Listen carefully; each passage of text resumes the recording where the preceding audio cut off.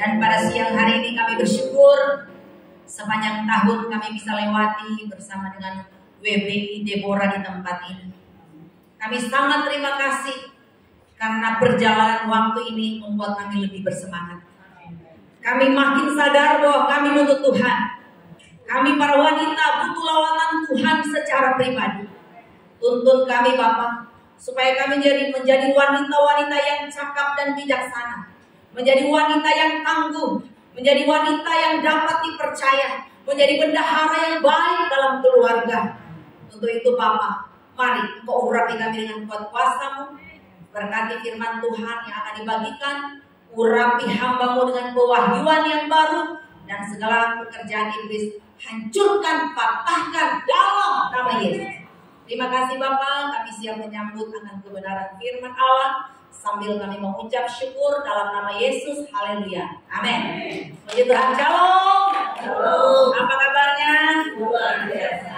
Ya, puji Tuhan, saya percaya 1 tahun berlalu kita bisa melihat penyertaan Tuhan begitu sempurna dalam WBI Deborah di tempat ini. Dan saya yakin dengan makin bertambahnya usia, berarti kita semakin setia sama Tuhan, semakin sadar bahwa kita ini butuh Tuhan. Amin. Dan hari ini saya terima kasih kepada Ibu Olin yang sudah mempercayakan saya melayani di tempat ini, bahkan semua pengurus wanita di tempat ini yang sudah mempercayakan saya terima kasih banyak. Ya, Tuhan memberkati. Dan firman Tuhan hari ini temanya yaitu kepalsuan rohani mendatangkan petaka. Ya, kepalsuan rohani membawa petaka. Saya percaya di sini nggak ada yang muka palsu, amin. Kalau gigi palsu banyak. Kalau muka palsu nggak ada, betul? Ya, seberapa banyak yang pakai gigi palsu dapat hadiah? Ya, hari ini kita akan belajar satu tokoh Alkitab yang saya percaya saudara juga hafal siapa orangnya, karena ini merupakan satu misteri yang luar biasa, di mana kita melihat pribadi ini dipercaya, tetapi perjalanan kehidupannya mendatangkan kerusakan. Dan kita akan belajar dari kehidupan Yudas. Ya, Yudas adalah bendahara. Saya percaya ibu-ibu di sini juga adalah bendahara semua ya dalam rumah tangga ya. Ibu yakin ibu bendahara? Ya dong. Ya, karena kitalah pengatur di dalam segala keuangan keluarga. Sampai kita mesti urus SPP anak, urus apa saudara, belanjaan setiap hari. Kalau perlu hemat-hematnya, yang penting ada tabungan, gitu ya. Nah, hari ini kita coba belajar dulu dari kehidupan Yudas. Siapakah Yudas? Saudara, Yudas adalah bagian dari 12 rasul atau murid Tuhan Yesus. Waktu dia direkrut sebagai murid, pasti dia punya kualitas yang luar biasa, betul? Dari sekian banyaknya murid Yesus, kita lihat 12 orang yang terpilih ini adalah orang-orang yang hebat, orang-orang yang luar biasa, orang-orang yang siap kerja. Dan kita melihat 12 yang terpilih ini benar-benar awalnya mereka menjaga integritas di hadapan Tuhan. Yang direkrut Yesus itu adalah mereka-mereka yang siap kerja sama dengan Yesus. Dan tidak ada pengharapan kita bahwa nanti murid-murid Yesus ini akan jadi pengkhianat. Tidak kan? Tidak ada di dalam harapan kita bahwa nanti saya akan jadi pengkhianat. Tidak ada. Dan saya melihat bahwa murid-murid Yesus ini adalah level orang-orang yang siap kerja dan sangat interest dengan pelayanan Yesus. Nah, kita melihat di sepanjang perjalanan Tuhan memilih 12 murid. Benar-benar ada mujizat-mujizat yang luar biasa di tengah pelayanan Yesus dan ditemani oleh 12 murid. Nah, kenapa saya katakan kepalsuan rohani membawa petaka? Karena kita melihat satu murid Yesus berkhianat, ya. Dari 12 orang, satu yang jadi pengkhianat. Sebenarnya pelajaran apa yang kita akan dapatkan dari kitab Yudas ini? Yang pertama, mari silakan dicatat dulu ya. Kebersamaan tidak mengubah seseorang. Kebersamaan tidak menjamin suatu perubahan karakter di dalam setiap kehidupan kita. Ibu-ibu yang dikasih oleh Tuhan, Yudas bersama Yesus itu sekitar 3 sampai 3,5 tahun, saudara. Dan Yudas melihat bagaimana Yesus melakukan banyak mujizat di tengah pelayanannya. 5 roti 2 ikan bisa kasih makan 50 lebih orang. Lazarus dibangkitkan. Si Yudas juga ada di situ melihat perbuatan tangan Tuhan yang luar biasa. Dan kita lihat bagaimana Yudas benar-benar dipilih Tuhan karena tadinya dia orang yang benar-benar menjaga kualitas diri di hadapan Tuhan. Namun ternyata selama 3 tahun melihat pelayanan Yesus yang luar biasa, tidak jamin seseorang bertumbuh secara karakter yang benar di hadapan Tuhan. Seberapa banyak kita di sini yang sudah ikut WBI ini sudah 10 tahun ada? Ada yang katakan? Sudah 10 tahun? Apakah 10 tahun bisa menjamin saudara ada perubahan karakter? Apakah ada selama 10 tahun saudara hidup melayani Tuhan terus makin bertumbuh, makin maju, atau makin membuat orang lain terberkati dan melalui hidup saudara orang lain terinspirasi? Gak jamin loh saudara, ya. Karena kita melihat bagaimana Yudas, dia seorang yang benar-benar dipakai Tuhan secara luar biasa, tapi kebersamaannya dengan Yesus tidak mengubah kehidupannya. Bahkan kita melihat dia mengakhiri kehidupannya dengan kondisi yang sangat fatal. Saudara, mungkin kita rajin ke gereja pagi, wah hari Minggu pagi sudah di gereja, ikut Zoom, 7 pendeta yang punya karunia nubuatan, penglihatan, saudara ikut semua, ya. Tetapi itu pun tidak akan menjamin saudara untuk membuat rohani saudara bertumbuh secara benar di hadapan Tuhan. Saudara, yang terpenting dalam kehidupan kita adalah ketika kita dengan firman Tuhan, adakah kita siap bayar harga di hadapan Tuhan? Ketika kita disakiti, ketika kita dihancurkan, ketika kita dihakimi orang, dibicarakan orang, adakah kita berkata bahwa ini sebuah ujian? Adakah kita berkata bahwa ini adalah satu hal yang membuat saya maju, ya, bukan membuat saya mundur? Saudara, saya percaya mengalami Yesus itu jauh lebih penting, sehingga membuat karakter kita bertumbuh di dalam Tuhan. Dan ada gunanya kita 10 tahun ikut PBI kalau kita jadi penggosip, penghancur, penghasut. Karena banyak loh, semakin senior semakin error. Betul? Ya, banyak kan ya di gereja-gereja besar kita lihat, semakin senior semakin error. Nah, semoga saya dan saudara nggak error.com, amin. Nah, katakan di kanan kiri, ojo error, ya. Ya, karena kalau error fatal udah. Jadi hari ini saudara tetapkan di hati, saya mau maju bersama dengan Tuhan. Tantangan boleh datang, tapi saya mau tetap cinta Tuhan, amin. Yudas, kebersamaannya tidak membuat dia bertumbuh secara benar di depan Tuhan. Pengenalan akan Tuhan jauh lebih penting loh saudara. Saya yakinkan saudara bahwa ketika saudara punya pengalaman-pengalaman yang indah dengan Tuhan, harusnya kita sadar bahwa hidup ini hanya karena kasih karunia Tuhan. Hidup ini hanya karena Tuhan yang telah mengaruniakan kita sesuatu yang besar, sehingga anaknya yang tunggal aja dia berikan untuk saya dan saudara, sehingga saya dan saudara bisa hidup hari ini berkat Yesus yang telah tersalib di kayu salib. Amin. Ya, jadi saudara, kita melihat di dalam Yohanes 6 ayat 64 dan ayat yang ke-70, bisa ditayangkan. Ya, Yohanes pasal 6 ayat 64 sampai dengan ayat yang ke-70. Loncat ke ayat 70. Dikatakan begini. Tetapi di antaramu ada yang tidak percaya. Sebab Yesus tahu dari semula siapa yang tidak percaya dan siapa yang akan menyerahkan dia. Coba ayat 65 dulu. Ayat 65. Lalu ia berkata, sebab itu telah kukatakan kepadamu, tidak ada seorang pun dapat datang kepadaku kalau Bapa tidak mengaruniakannya kepadanya. Ayat 70. Jawab Yesus kepada mereka, bukankah aku sendiri yang telah memilih kamu yang 12 ini? Namun seorang di antaramu adalah iblis. Ya. Jadi kita melihat bahwa Tuhan tidak pernah salah pilih kita. Tuhan tidak pernah gagal memilih kita untuk melayani Tuhan. Karena yang bisa menggagalkan semuanya bukan Tuhan, tapi saya dan saudara. Tuhan merancangkan yang terbaik. Tapi kalau di tengah jalan saudara error, maka fatal yang terjadi. Hari ini jangan pernah mengatakan, kenapa ya? Dia kan seorang yang dekat dengan Tuhan, kok bisa jatuh? Bisa saudara, karena apa? Kalau kehidupan tidak ada keintiman dengan Tuhan, maka bisa jatuh. Hal yang kedua, kepalsuan mendatangkan petaka.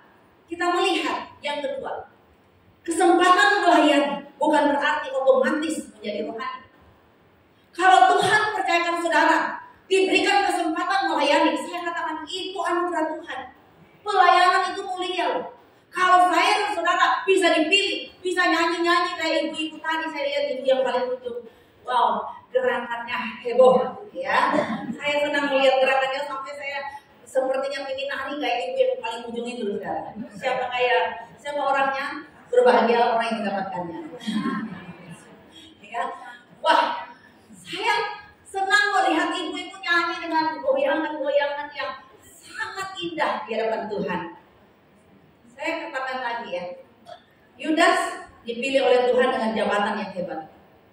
Tetapi jangan pernah saudara merasa bahwa Anda dapat jabatan jadi ketua wanita, wah jadi pengurus wanita. Tapi hati-hati saudara, Anda diberikan kepercayaan memegang jabatan. Ingat kan bahwa tuntutan kita makin banyak. Ya, bukan berarti Anda sudah dipilih sebagai ketua wanita, sebagai pemain musik, sebagai singer, sebagai PL yang terbaik. Hati-hati saudara, karena iblis berkeliling menjatuhkan kita. Kalau kita tidak jaga hati, bahaya saudara. Jabatan itu adalah satu tugas yang luar biasa yang Tuhan percayakan. Tapi kita melihat Yudas karena jabatannya sebagai bendahara, dia tidak pegang akan kepercayaan dari Tuhan. Akhirnya apa saudara? Yudas jadi mangsa oleh karena kekuatan uang. Ibu-ibu di sini yang jadi bendahara, jabatanmu di dalam rumah itu bendahara ya. Hati-hati, jangan sampai karena uang Anda binasa. Hati-hati, karena uang dikatakan apa? Akar dari segala kejahatan. Kalau Tuhan percayakan ibu-ibu, saya bilang tugas ibu-ibu luar biasa loh, melebihi dari manajer. Ya, semua dari urusan pel yang punya aku sampai urusan rumit ibu-ibu. Makanya saya katakan, ibu-ibu Anda berharga. Kenapa? Kita semua berharga. Kenapa? Kita manajer terbaik dalam keluarga. Semua kita urus. Bahkan sampai urusan tetangga pun kita bisa urus. Haleluya. Bahkan rumput tetangga hijau kita bisa urus, saudara. Makanya saya bilang ini manajer terbaik. Amen. Bahkan dikatakan ibu-ibu adalah master chef yang terbaik. Kenapa? Dari pagi sampai malam, wah, dia harus mikir, aduh makan apa anakku, makan apa suamiku, makan apa mertuaku yang tinggal bersama denganku. Jadi dia harus pikirkan bagaimana menyajikan makanan yang terbaik buat keluarga. Makanya saya katakan, wah ibu-ibu ini hebat, master chef yang terbaik. Bahkan juga dikatakan, ibu-ibu akuntan terbaik, dia bendahara tadi. Karena apa? Wah kalau perlu belanja di pasar, kita irit sedemikian rupa. Supaya apa? Sedikit ada tabungan. Walaupun kadang-kadang harus sembunyi-sembunyi sama suami. Ya itulah orang berhikmat. Ya, supaya apa? Kalau pergi ke pasar atau lihat yang sale-sale 70% plus 20%. Ada persediaan di gudangku. Haleluya. Ya, memang ibu-ibu akuntan terbaik. Karena apa saudara? Wah, mengurus SPP anak, mengurus mantan setiap hari gak mudah loh saudara. Ya, bahkan mengurus misalnya ada mertua yang cerewet tinggal di rumah, udah dikasih makan bilang belum makan. Waduh, saya bilang luar biasa loh tugas ibu-ibu. Makanya dengan tugas dan kepercayaan yang Tuhan berikan, mari saudara minta hikmat dan kekuatan supaya Anda benar-benar jalankan tugas itu dengan baik. Karena kita melihat Yudas pun waktu dia melayani Tuhan, dia diberikan kuasa loh. Coba kita perhatikan firman Tuhan di dalam Markus pasal 6 ayat yang ke-7. Markus pasal 6 ayat 7. Kita diberikan tugas jabatan, bukan berarti cuma dipilih begitu saja. Tapi kita diberikan kuasa. Markus 6 ayat 7. Boleh ditayangkan? Ya. Sama-sama kita baca. Ia memanggil ke-12 murid itu dan mengutus mereka berdua-dua. Ia memberi mereka kuasa atas roh jahat. Lukas 9 ayat 1, silakan dibaca lagi. Lukas 9 ayat yang pertama. Silakan. Sama-sama lagi ya. Yesus memanggil 12 muridnya, lalu memberikan tenaga dan kuasa kepada mereka untuk menguasai setan-setan dan untuk menyembuhkan penyakit-penyakit. Jadi saudara, kalau Anda dipilih, terlebih dahulu Anda diberikan kuasa. Amin. Anda diserahi tugas tanggung jawab. Itu bertanda bahwa Anda telah dibekali dengan apa? Kuasa Tuhan yang luar biasa. Dan kita melihat Yudas ini dipercayakan oleh Tuhan mengusir setan, bukan sekedar dia jadi bendahara. Dia diberikan kuasa untuk mengusir setan. Tapi hati-hati saudara, jangan pernah puas dengan apa yang Tuhan telah percayakan kepada saudara dengan jabatan saudara. Karena ingat loh, Yudas diberikan kuasa untuk mengusir setan, tetapi dia bisa kerasukan setan. Saudara jangan pernah merasa, oh aku anak Tuhan, aku dipilih untuk menjadi pendoa. Tapi hati-hati belajar dari Yudas. Coba saudara akan merenungkan kebenaran firman Tuhan lagi. Bagaimana Yudas? Seorang yang mengusir setan, tapi dia sendiri ya kerasukan setan. Hati-hati saudara. Karena kalau iblis bekerja dalam hidup kita, kita responi, maka bahaya. Jadi jangan pikir Anda sudah setia ke gereja 10 tahun, 20 tahun. Kalau Anda tidak jaga kekudusan, bisa kerasukan setan. Ya loh. Karena kita lihat bagaimana si Yudas bisa kerasukan setan loh. Karena apa? Dia membuka diri kepada dosa. Ada orang berkata begini, kan orang Kristen gak bisa kerasukan setan. Gak mempan kalau disantet. Iya gak mempan kalau hidupnya kudus. Gak mempan kalau hidupmu itu dekat dengan Tuhan. Tetapi Anda bisa kerasukan setan kalau Anda suka ikut-ikut Tuhan. Amin. Anda bisa kerasukan setan kalau Anda jadi bendahara yang tidak baik. Anda bisa kerasukan setan kalau hidupmu tidak berkenan di hadapan Tuhan. Jadi hari ini saudara, mari perhatikan baik-baik. Jangan pernah menyerahkan kelemahan kita di hadapan iblis. Tapi kita semua punya kelemahan. Tapi kelemahan kita jangan kita pupuk, saudara. Kelemahan kita lakukan. Kita serahkan itu semua untuk Tuhan. Saudara, saya ini diberikan jabatan sebagai gembala Dorea Ministry. Ya, Dorea Ministry di Indonesia ada buka di Bandung, di Jakarta, di Semarang, di Bali, di Surabaya, dan di Sidoarjo. Satu ketika hari Natal itu ya, waktu saya berlutut di kaki Tuhan, saya berpikir begini, dengan saya diundang khotbah kemana-mana, dari pagi sampai malam sibuk sekali dalam pelayanan. Pernah saya menghitung jadwal khotbah saya, bukan pamer ya, bisa sampai 115 khotbah dalam sebulan. Karena dulu waktu pembukaan gereja 1 jam saja, kita khotbah itu per 1 minggu itu 10 kali. Hari Minggu saja, ya. Jadi coba bayangkan, waduh, betapa saya rasa bahwa, wow, waktu itu saudara, jadwal khotbah saya, wah padat banget. Belum lagi saya sebagai kepala sekolah di salah satu sekolah STT ya saudara. Saya merasa dengan apa yang Tuhan percayakan kepada saya, Tuhan akan katakan begini, you are the best. Kamu hebat karena kamu sudah melakukan yang terbaik. Saya pikir Tuhan akan puji saya. Saya pikir Tuhan akan terpesona dengan jadwal pelayanan saya begitu padat. Tapi ketika saya berlutut di kaki Tuhan, apa Tuhan bilang? Aku tidak pernah tertarik dengan jadwal khotbahmu yang begitu padat. Aku tidak pernah terpesona dengan konselingmu dari pagi sampai pagi. Aku tidak pernah terpesona dengan semua yang engkau lakukan karena engkau kehilangan keintiman dengan Tuhan. Waduh saudara, ketika saya ditegur Tuhan, pada waktu itu di hari Natal, saya nangis sejadi-jadinya di hadapan Tuhan. Saya bilang, ternyata dalam kita memegang jabatan, kalau kita tidak dekat dengan Tuhan, kita tidak intim dengan Tuhan, sia-sia semuanya saudara. Karena saya pernah ditegur Tuhan, gak ada gunanya. Karena seringkali kalau kita sudah sibuk saudara, lupa diri, ya, lupa waktu. Lupa untuk baca renungkan firman Tuhan, lupa menyembah Tuhan sekalipun kita berada dalam posisi ibadah. Jadi hari ini saudara, jangan pernah kita lupa bahwa kita boleh kerja keras, kita boleh kerja cari uang, tapi jangan sampai kita kehilangan keintiman dengan Tuhan. Karena saudara tahu, waktu saudara intim dengan Tuhan, apa sih yang tidak bisa dibuat oleh Tuhan? Tuhan bilang, aku yang akan menggerakkan segala berkat-Ku untuk dicurahkan dalam perbendaharaan-Ku. Tuhan dapat memberkati saudara melebihi dari apa yang kau kerjakan. Karena Tuhan pernah janji, carilah dahulu kerajaan Allah dan kebenarannya, maka semua akan ditambahkan kepadamu. Apanya yang ditambahkan? Itulah berkat-berkat yang tidak pernah kita duga. Berkat yang kita tidak duga tiba-tiba begini. Saya waktu ibadah saudara di Bandung, saya keluar dari tempat ibadah, tiba-tiba ada seorang ibu kasih saya.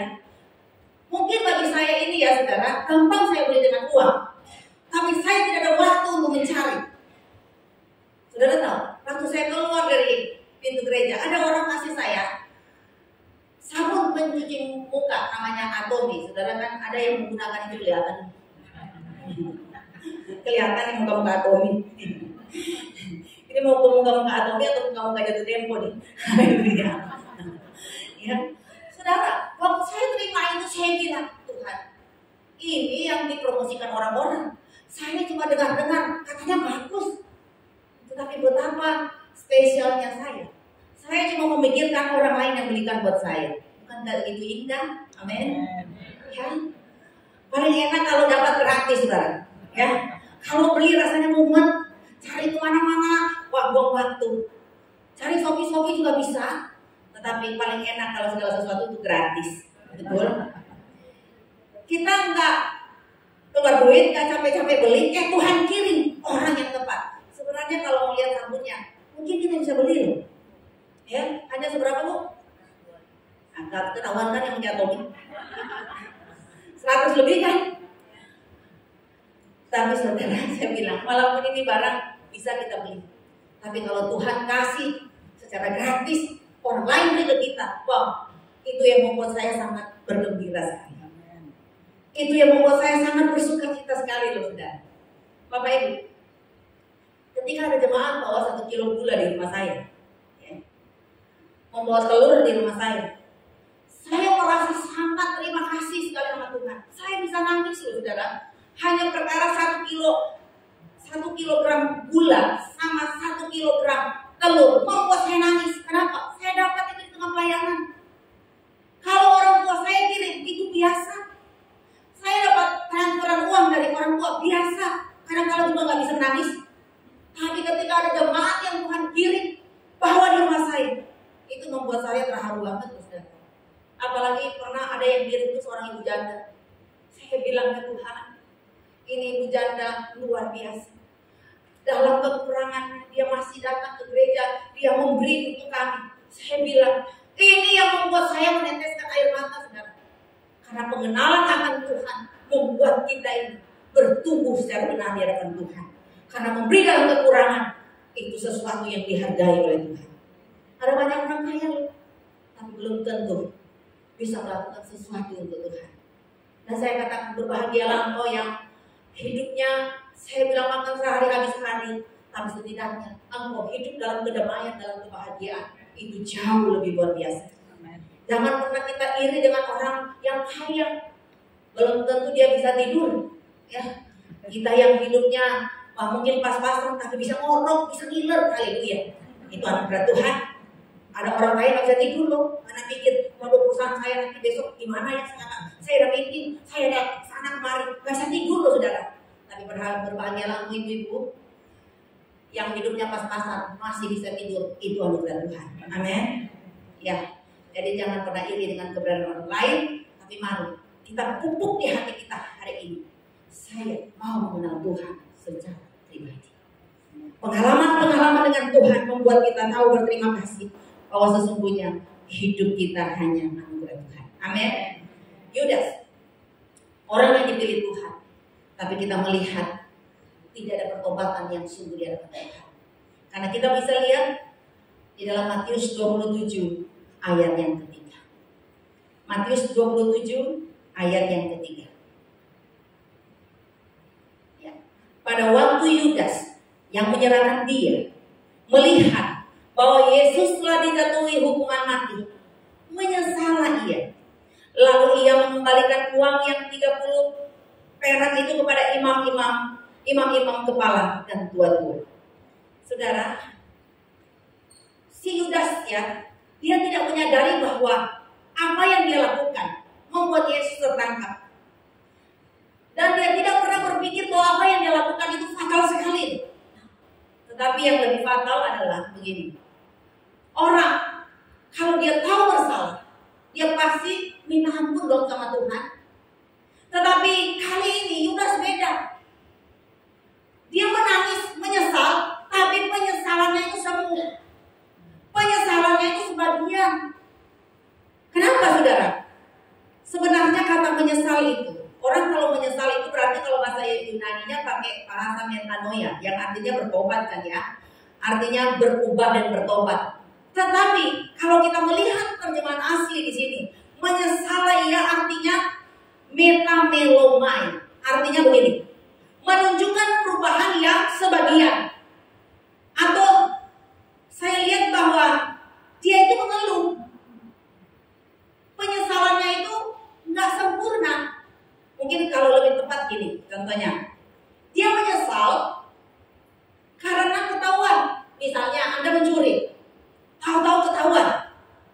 Nah dia menyesal, kok bisa ketahuan, kok bisa ketangkap, gitu loh. Tetapi ketangkapnya dia bukan membuat dia bertobat.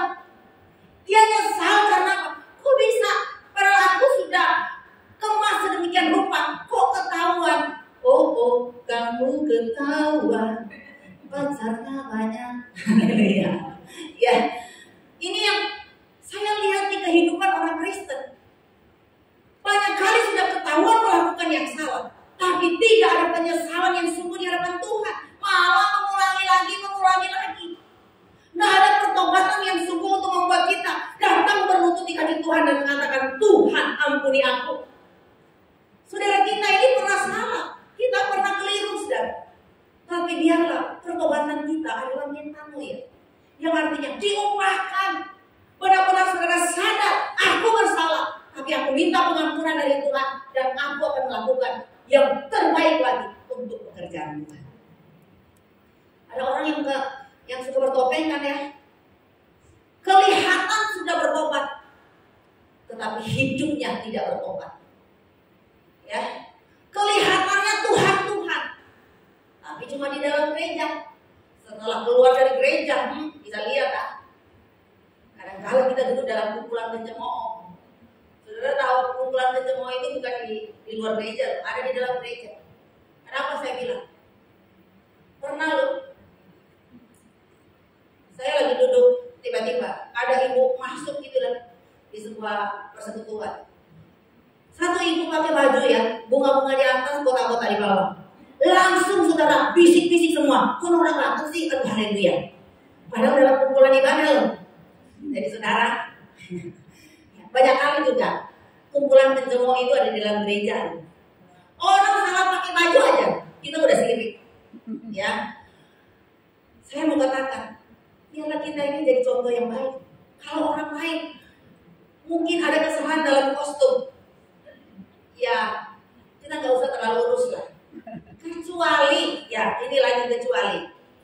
Ini pernah terjadi di perumahan saya. Ini fakta.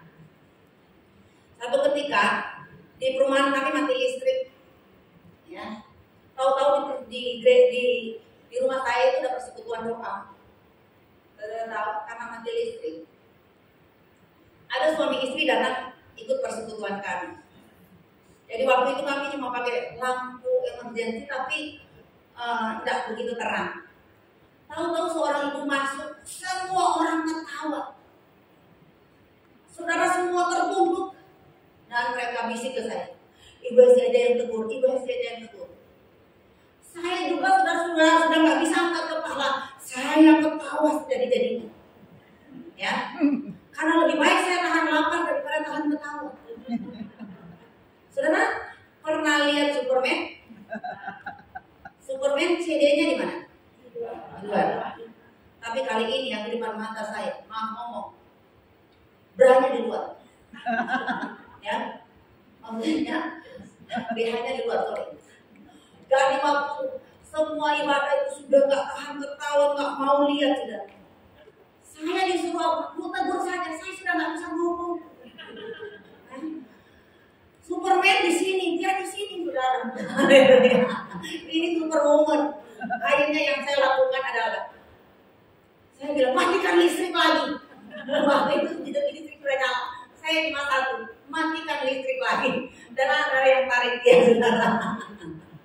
Jadi terkadang kita juga harus sadar diri.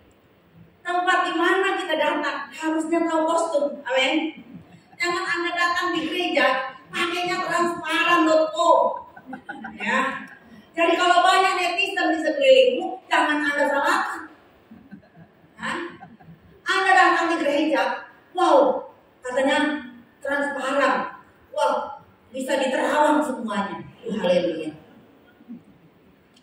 Dibicarakan orang gak terima, padahal dianya yang salah kostum. Betul? Makanya saudara, di dalam cara berpakaian pun harus tahu tempat di mana engkau datangi. Jangan engkau pergi ke mall, wah pakai dandanan yang rapi, datang di gereja, wah bajunya belum selesai dijahit. Haleluya. Jadi saudara, mari saya lihat ibu-ibu di sini baju-bajunya bagus-bagus saudara. Dipastikan semua sudah lunas kan, bukan kredit 7 kali lagi ya. Haleluya. Semua lunas? Haleluya. Ya boleh dandan, tetapi saya kembali ingatkan, mari hidup berpadan pada apa yang ada. Ya, wow, banyak suami-suami bilang gini, Bu, memang si istri saya tuh sekarang kayaknya sudah nggak terlalu sering ke mall, tetapi Bu, yang membuat saya punya telinga jadi kacau Bu. Tiap pagi Bu, siang malam, paket, Shopee, Tokopedia lah saja. Haleluya. Ajaib ya. Itulah penyakit ibu-ibu zaman now. Ya, dikit-dikit Shopee. Bangun pagi lihat, apa yang viral ya? Apa yang lagi booming ya sekarang ini? Aduh ajaib saudara. Ya, HP ini bagus kalau kita pergunakan dengan baik. Tapi HP ini jadi dewa kalau Anda salah menggunakan. Betul? Akhirnya Pak mendatangkan dosa. Wah, lihat ibu satu pakai baju kuning, aku mau beli apa? Walaupun caranya dengan cicilan yang Shopee. Akhirnya saudara merusak iman kita, merusak pikiran kita, merusak ibadah kita. Hari ini saudara, mari jaga hatimu dalam segala kewaspadaan, karena di situ terpancar kehidupan. Amin. Kalau kita mau tobat, mari tobat sungguh-sungguh di hadapan Tuhan. Kalau kita menyesal sungguh-sungguh di hadapan Tuhan. Jangan hari ini tobat, besok umat-umat lagi. Amin. Ya, katakan untuk umatku. Ya. Rumah sakit penuh. Haleluya. Dan jangan terlalu konsumtif gitu saudara ya. Memang saya tahu ibu-ibu di atas 50 tahun maintenance-nya mahal. Haleluya. Tetapi jangan sampai itu akan membuat dosa di dalam kehidupan pribadi saudara. Amin. Ya. Yang terakhir, Yudas mencari kesempatan untuk mendapatkan uang dengan cara mengorbankan orang lain. Saudara, kita lihat di dalam Markus pasal 14 ayat 10 sampai 11. Yudas loh yang berinisiatif datang kepada imam-imam kepala hanya untuk menjual Yesus. Bahkan kita lihat Yudaslah yang berunding untuk cari bagaimana menangkap Yesus. Saudara, berunding dengan orang yang tidak tepat akan membuat hati kita makin jahat. Dengan siapa kita duduk menentukan siapa kita. Dengan siapa kita kongko-kongko menentukan kualitas kita. Dengan siapa kita berbicara dan curhat menentukan masa depan kita. Jadi hari ini saudara, biarlah kita duduk di tempat yang benar-benar sesuai dengan iman kita. Kita cari teman yang bisa membangkitkan, teman yang bisa menghidupkan kita. Jangan cari teman yang kenal pot bocor. Haleluya. Ya. Anda curhat, tapi kalau bukan tempat curhat yang baik, bukan sahabat yang baik, pasti Anda jatuh sudah. Ya. Jadi ibu-ibu di sini, kalau Anda mau curhat, sekalipun dia hamba Tuhan, mari cari orang yang tepat. Karena firman Tuhan berkata, Kalau Anda curhat sama orang yang tepat, dia tidak akan membicarakan akan kelemahan saudara. Maka dikatakan hamba Tuhan itu harus pintar menjaga rahasia orang. Tapi kalau kamu melihat ada hamba-hamba Tuhan yang kenal pot bocor, cepat dijauhi. Jangan curhat sama orang-orang yang seperti ini. Mending Anda datang kepada Tuhan, berlutut saja di hadapan Tuhan. Anda akan mendapatkan jawaban yang terbaik. Amin. Jadi hari ini belajar dari kitab Yudas. Bagaimana Yudas dipilih Tuhan melayani Tuhan. Tetapi dia memulainya dengan integritas yang baik. Tapi mengakhirnya dengan sesuatu yang merusak. Hargai kepercayaan yang Tuhan berikan. Apapun jabatan, katakan terima kasih Tuhan untuk jabatan ini. Dan saya mau melakukan apa yang terbaik buat Tuhan melalui apa yang Tuhan percayakan. Dan berikutnya, jangan pernah puas dengan pencapaianmu sekarang ini. Karena pencapaianmu sekarang ini bukan garansi untuk Anda setia sampai akhir. Mari jaga hatimu dengan segala kewaspadaan, karena di situ terpancar kehidupan. Dan jangan pernah engkau jadi mangsa uang, ya, karena kekuatan uang itu baru bisa merusak. Tapi kalau engkau jaga hatimu di hadapan Tuhan, maka engkau akan melihat hidupmu akan berdampak luar biasa. Engkau yang sekarang ini dipercayakan menjadi ketua wanita, wakil, sekretaris, bendahara, engkau sebagai singer, backup, mari berikan yang terbaik buat Tuhan. Saya percaya ketika kita mau memberi yang terbaik bagi Tuhan, akan banyak wanita-wanita akan kumpul di tempat ini. Akan kita lihat pelayanan kita berdampak luar biasa. Kita akan melihat keluarga kita diberkati oleh Tuhan. Puji Tuhan saudara, hari ini saya cuma mau katakan kepada saudara, kita akan menghadapi masa sukar. Saya berdoa sama Tuhan. Beberapa waktu ini saya punya HP ini ya, setiap 3 jam berbunyi alarmnya. Kenapa? Saya harus terkoneksi dengan Tuhan. Ada beberapa waktu Tuhan bicara sama saya. Dirikan mezbah doa. Gerakan ibu-ibu yang ada di gereja untuk berdoa. Karena masa ini masa yang tidak mudah. Akan masuk masa kekeringan besar. Dan ibu-ibu yang di gereja, bangun mereka dalam doa yang penyembahan. Saudara, akhirnya saya buka Zoom yang setiap jam 3 sore. Saya melihat yang masuk Zoom itu, wah luar biasa, ada hampir 100 orang, saudara ya. Saya melihat, ternyata kita ini sebagai ibu-ibu, sebagai mama-mama, sebagai istri, waktunya kita harus berdoa. Jangan buang waktumu sekarang ini hanya untuk nonton drama Korea. Ya, jangan buang waktumu dengan apa jalan-jalan di kongko-kongko dengan orang-orang yang tidak tepat. Tapi waktunya kita ini berlutut di kaki Tuhan. Karena kalau kita ini punya keintiman dengan Tuhan, masalah boleh datang, kekeringan datang, boleh masa paceklik datang, tetapi hidup kita tidak akan pernah berkekurangan sesuatu yang baik. Saya percaya ibu-ibu di tempat ini akan melihat janji Tuhan akan digenapi. Karena kekuatan doa itu akan melahirkan mujizat-mujizat yang luar biasa. Amin. Makanya firman Tuhan berkata begini, Tuhan adalah gembalaku, tak akan kekurangan aku. Ia membaringkan aku di padang rumput yang hijau, dan Dia yang menyegarkan jiwa. Saudara pikir padang rumput yang hijau itu seperti lapangan golf? Yang sudah pernah ke Israel coba angkat tangan. Ya, ada beberapa di sini yang sudah pernah ke Israel. Mungkin Anda pernah pergi dengan peristiwa padang rumput yang hijau. Itu bukan padang rumput yang hijau, saudara, bukan. Itu perbukitan yang tandus. Tetapi hebatnya, di perbukitan yang tandus ada semak-semak yang Tuhan siapkan di sana sini. Di situ ada rumput yang membuat domba-dombanya tidak kekurangan sesuatu yang baik. Amin. Jadi walaupun Anda menghadapi masa kekeringan, masa di mana semua mungkin mengecewakan, tetapi orang yang hidup di dalam Tuhan akan selalu mengecap kebaikan-kebaikan Tuhan. Amin.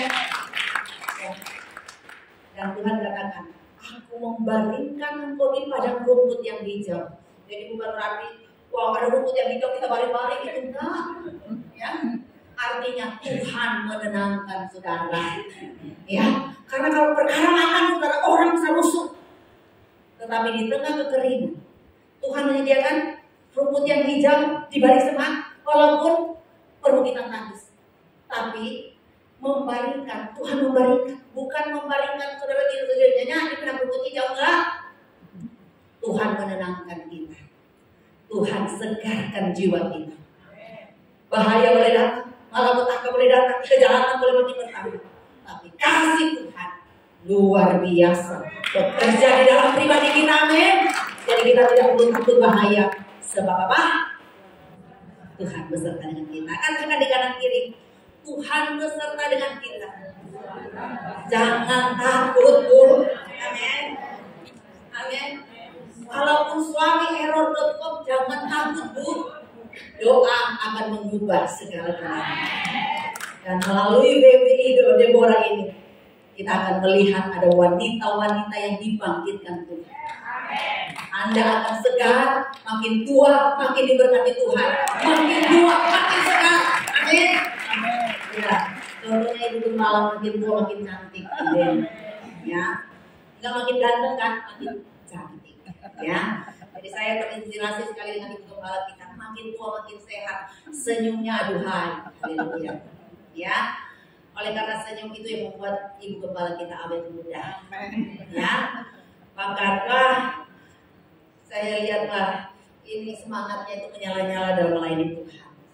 Saya berdoa supaya ketika saya di hari tua, saya akan menjadi wanita yang benar-benar selalu menginspirasi para wanita di sekitar saya. Ya, bukan jadi wanita menggosip yang error-error gak kenean, tetapi saya akan menjadi wanita yang diberkati dan diurapi oleh Tuhan. Oke, Tuhan berkati kita semuanya. Sekali kemuliaan yang bagi nama Tuhan. Amin. Hari ini Saudara WL, Mama Ibu sih kita masuk dalam hadirat Tuhan. Sekali lagi engkau yang dipilih Tuhan dalam jabatan-jabatan pelayanan, hargai itu saudara, karena itu anugerah Tuhan, itu kasih karunia Tuhan yang Tuhan percayakan. Amin. Ya, oke. Saya paling senang kalau nyanyi itu pujian, selidiki aku, lihat hatiku. Jangan kita selidik orang, tapi selidiki hati kita. Apakah hidup kita berkenan di hadapan Tuhan. Amin. Mari bangkit berdiri saudara, kita nyanyikan ini pujian.